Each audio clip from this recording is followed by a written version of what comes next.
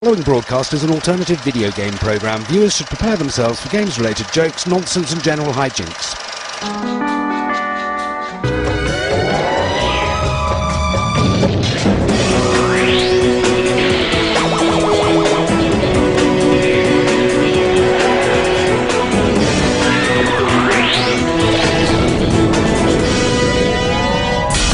From the alternative world of video games today, Caroline meets the Tekken 5 team. SSX3 goes head-to-head with Apt 2, turning comics into games, and more bloke-on-bloke action from our football championship. Hello viewers. I do love Stephen Hawking's A Brief History of Time, don't you? My copy, like those in so many other houses, remarkably pristine. Almost as if it's never actually been read at all. Tell you what has been read though, another one of your letters, thank you so much. This one is from Winnie Smith from Swindon. Dear When Games Attack, my father says video games are nothing but a puerile waste of my time, and I'd be better off getting a hobby that would one day lead to a successful job when I leave school. What do you think? Well, Winnie, I'm with your dad here. I strongly recommend some form of after-school accountancy classes, and don't forget, send all your old video games to me, because my kids love them. Anyway, in spite of what some do-gooders would have us believe, weapons can be fun, and in video games in particular there's been a vast array of such magnificence that even the most woolly liberal will gladly take them to the heart. Here's our top 5.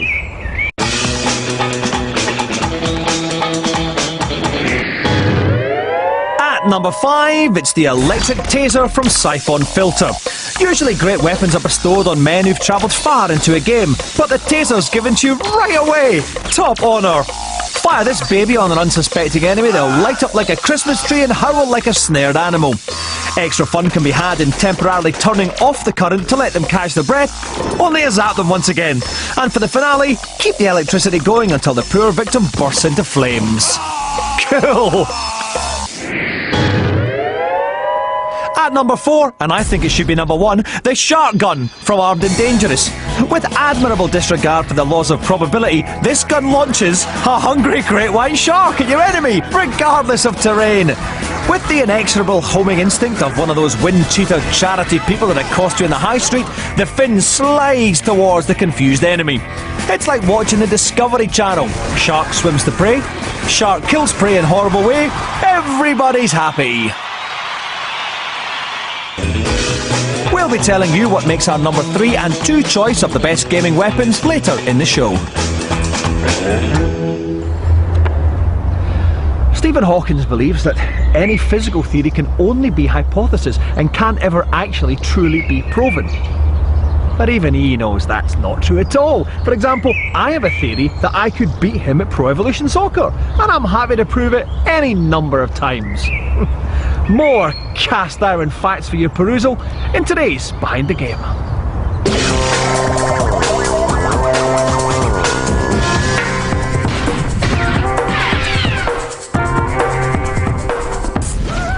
Every true comic fan knows that the hardest man in the genre isn't to be found in the pages of an American tome. No, it's the man that even Sylvester Stallone's miserable acting couldn't ruin. He is the law. He is Judge Dredd. The project has been very exciting right from the very beginning. It was wonderful to be able to take 25 years of comics history and comics heritage and try and both update it and improve the storylines for the next generation of entertainment, which is computer games. It is a little daunting because 2000 AD fans and Dredd fans can be very particular about how things are. With so many different artists and styles to choose from, if you like, it took us a while to eventually settle on a style of our own. We settled on like the highly painted styles of Greg Staples and Simon Bisley and Jim Murray. They were the ones that we were all agreed on were really cool, and we thought we'd be able to pull off in a kind of 3D environment. There are a number of stylistic techniques from the comics, and one of those is what we call rim lighting, an effect where an artist is painting a character. They'll often highlight the edge of the character with a brush stroke to give the effect of like light catching the edge of the character, so you can pick them out in dark areas, and it gives a certain sheen to things which looks cool. We've got very strong coloured lighting on the characters and the environments, which is key to most of the artwork in Judge Dredd. Very vibrant and colourful.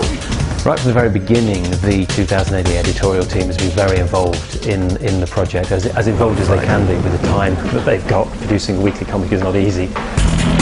Of course, Dredd's home of Mega City 1 is just as much a character as he is. It's the biggest city the world has ever seen, with was it 450 million inhabitants. It covers the entire eastern seaboard of the United States. Each building can be like equivalent to buildings and things you see in the game. They're all built to scale, like they can be like a couple of kilometres tall. One of the things we're trying to achieve in the game is a grand cinematic, sort of almost operatic, without all the fat ladies singing kind of image, although we do have some fat people in the game. The look is not a cartoon style look, it's very much a graphic novel look, but still stylised in its own unique way.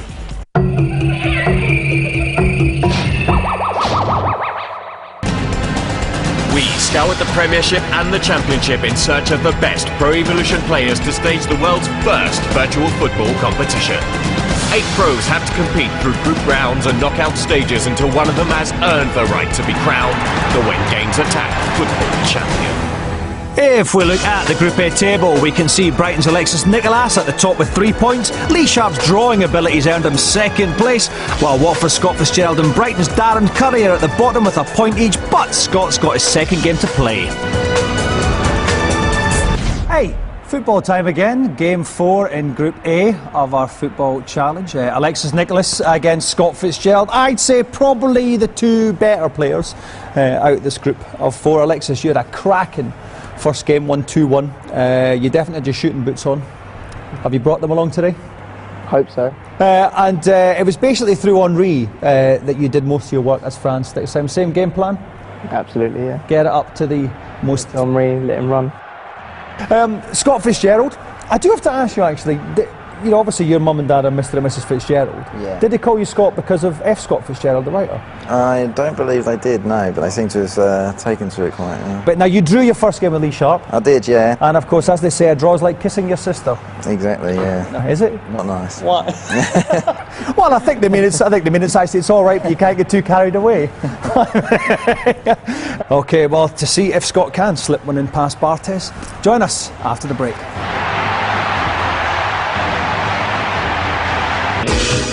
Before we go, let's see who's languishing at positions 3 and 2 in our chart of the top 5 video game weapons. At number 3, it's something magnificently sick, the Anthrax Cowhead from Postal 2. This game offers a whole arsenal of weapons appropriate for the depraved and downright evil, but they pale in comparison to this poisonous bovine weapon. If in real life you spend your free time hoying dead cowheads infected with the anthrax virus at innocent people, you're evil and we don't want to talk to you. But in the games world, launching one of these babies is perfectly innocent fun. Yeah, watching someone die helplessly from anthrax poisoning while you stand back toasting your own good health, it's just great sport.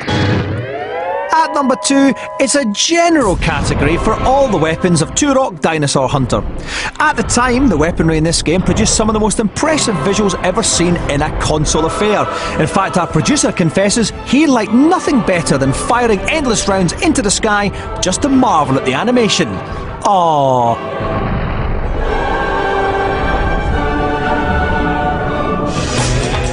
Join us in part 2 to discover the best video game weapon ever.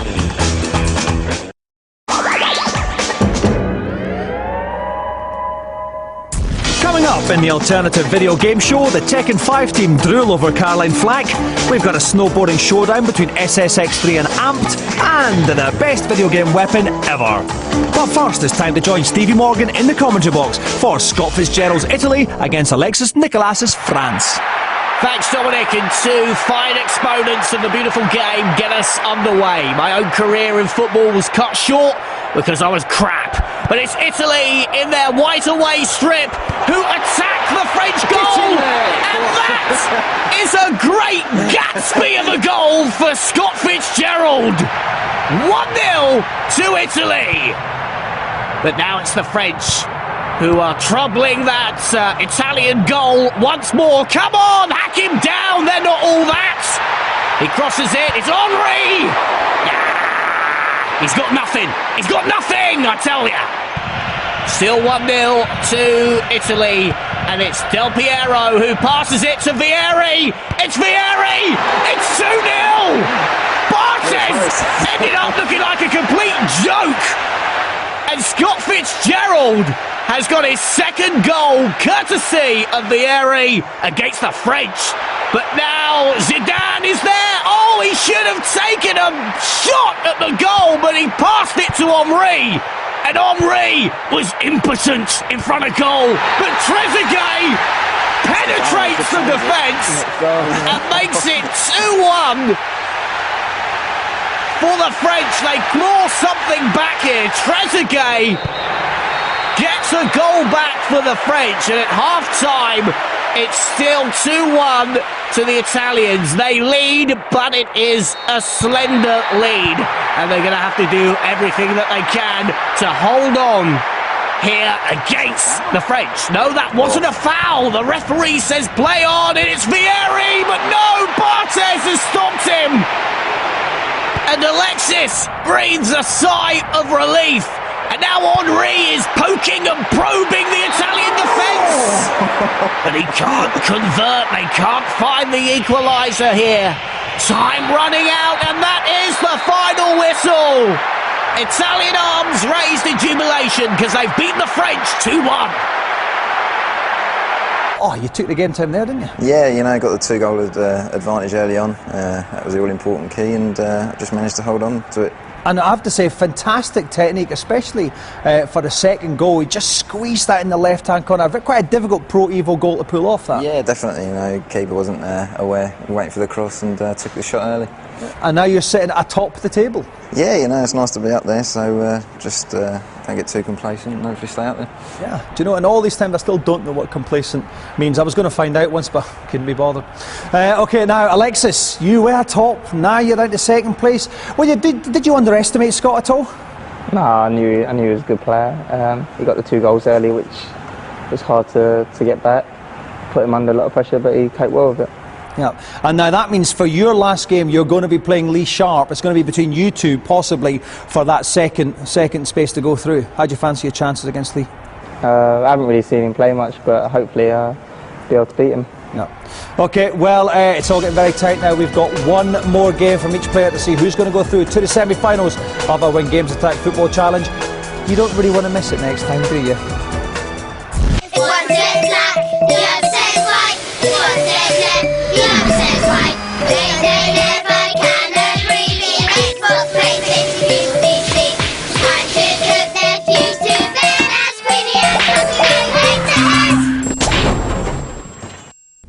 Hello and welcome to another head-to-head with myself and Cuddly and Queenie. Once again we'll be come on ladies. Once again we'll be taking a game and looking at it in different categories. Come on, showtime! To find out which is the best in the... Why are you in a disguise? Oh, you're hiding from your social worker. Well, you do know that's in direct violation of your court order. Well, next time, buy your own car. Anyway, let's get some boxes. Today, we'll be looking at snowboarding games, and the Cuddly has got Amped 2, while Queenie has SSX the Third. Round 1. Graphics. Considering you can snowboard through a sprawling city, it's obvious SSX3 doesn't aim for realism. In fact, with neon lights decorating the oversized slopes and fireworks lighting up the sky, it looks crazy, but fans wouldn't have it any other way. Amp 2, on the other hand, goes for a more naturalistic style. The movement of your character, the details in the environments, even the light and texture of the slopes and falling snow seem grounded. But which border do you prefer the look of? 53% of the 100 gamers we surveyed judged SSX3's graphics to be better. Round 1 goes to SSX3. 2 rounds to go. Round 1 goes to Coini, the quasi-impressionist art tones of SSX3, obviously swaying the public more than the neo-realism of Amped 2. Round 2. Lifespan. The Beat the Mountain mode in SSX3 ensures a return to the slopes. Here you can make your way down one of the gigantic runs and encounter different challenges, such as half-pipe courses, big air events and aerial rings. As part of the XSN sports range, AMP2's lifespan relies on the Xbox Live multiplayer mode. Up to 8 players can compete to see who's number 1 at flat-out racing or the best at performing outrageous tricks. But which game do you feel offers greater depth? 55% of you said AMP2 offers the longer lifespan. AMP2 draws even with the second round. One more round to go. So SSX3 may be prettier, but all that Xbox Live potential means gameplay-wise, it goes to AMP2 for my little ginger friend Cuddly. Alright, Strawberry Blonde. Round 3. Gameplay. SSX3 doesn't look realistic and it doesn't play realistic. The emphasis here is on attempting jumps no human could make and performing outrageous moves to fill your trick meter for an Uber trick.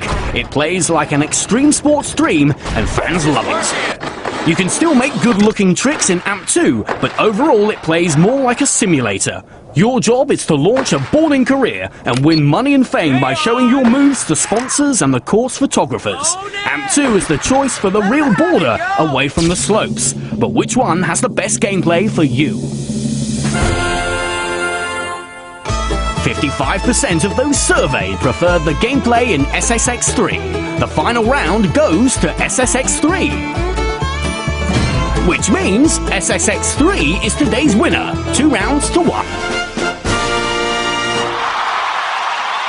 Cuddly, you know you said you didn't want your social worker to recognise you? Well, after this forfeit, I don't think she will. Come on, Queenie, you won. Have a go. That's the stuff.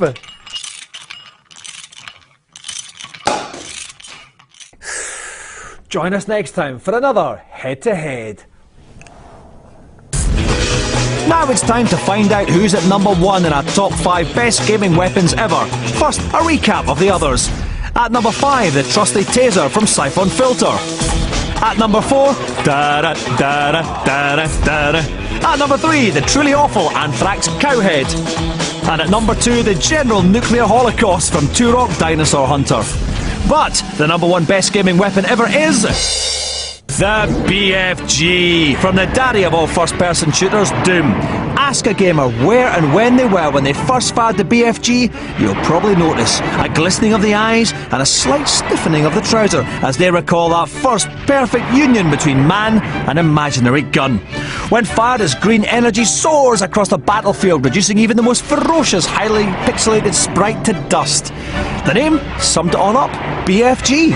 Big something or other gun. It was a gun with attitude, a gun with grace, and a gun with a sweary word in the middle. I think I'm getting this now. There are many differences between the fragrant Caroline Flack and myself. She is blonde, where I am dark. She's lithe, where I am cumbersome. And she wasn't marched out of Japan at gunpoint following a botched military coup in the late 70s, huh? That's why she's there for today's feature.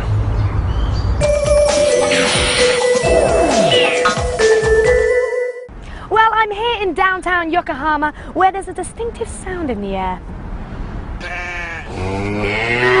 Yes, that's the sound of excitement, because inside that building, at this moment, they're putting the finishing touches to the long-awaited arcade release of the year, Tekken 5. Now, I'm not a Tekken 5 expert, but Yuta is, and he's going to put the game through its paces. But before all that, I'm going to go and meet the creators.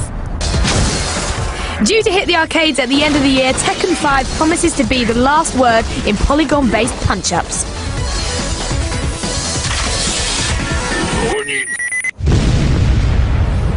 Behind the sound and fury of the game lies one of Japan's most experienced development teams. No wonder little Yuta was dying to have a go. Now you two, you've got to wait in reception, yeah? With you two in reception, I met up with 3 of the brains behind Tekken 5 to find out how it had changed since its last outing. The big difference this time is the IC card technology. Beforehand, when you played the old Tekken games, you could play a great game and nothing would remain of that. So as soon as your 100 yen ran out, that was it. Now with this card, it will save your data and save how you fought and how you did. You can collect points, and with these points, you can then buy virtual sunglasses for your character and different clothes, so you can customize your character.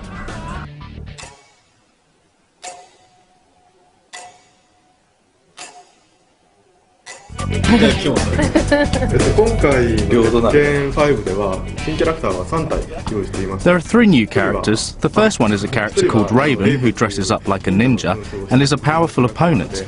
The second one is a Chinese character called Feng, and he's a very powerful fighter who uses Kumbasu, which is like Kung Fu. The last one is a Japanese lady, Asuka Kazama, and she uses a unique type of fighting like Jiu-Jitsu.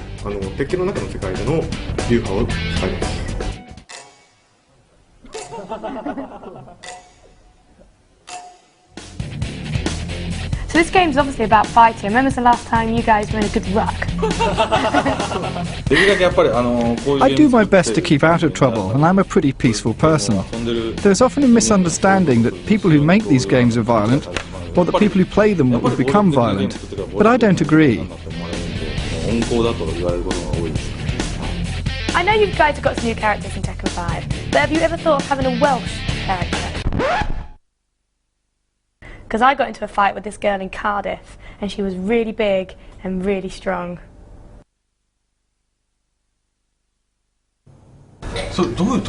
What special moves did she have, and why is it significant that she's Welsh? He had one really good special move, it was just this. Douche. Like that.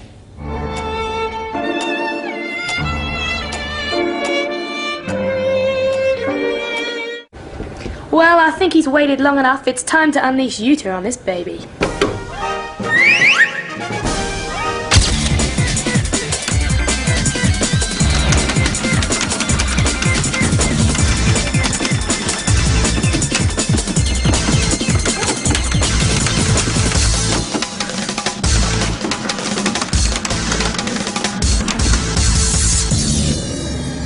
Sadly, my Japanese is a bit rusty, and Yuta here doesn't speak any English, so we've had to come up with another way to express Yuta's feelings on Tekken 5.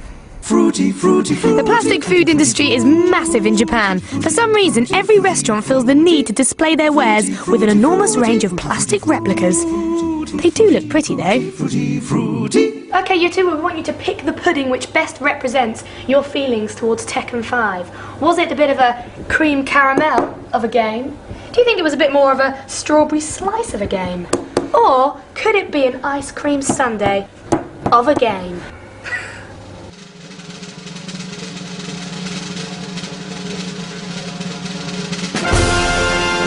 Well, you just picked the ice cream sundae. I kind of thought he would, but I have to say Tekken 5 does seem like an incredible experience, doesn't it? And Yuta, it's been a long day. I think it's time we got you home. I wish that was real.